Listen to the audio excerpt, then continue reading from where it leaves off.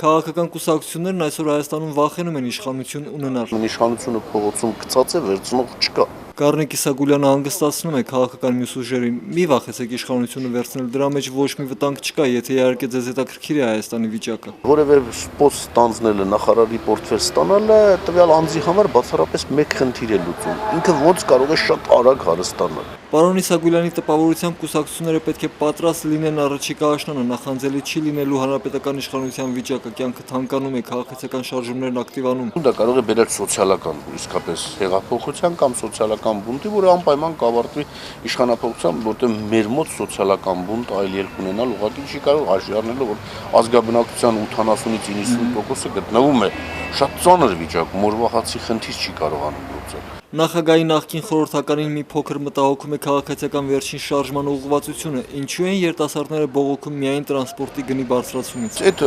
ընթացքում երբ որ այս տրանսպորտի թանկացման դեմ պայքարներ գրում, Հայաստանում թանկացավ ամեն ինչ։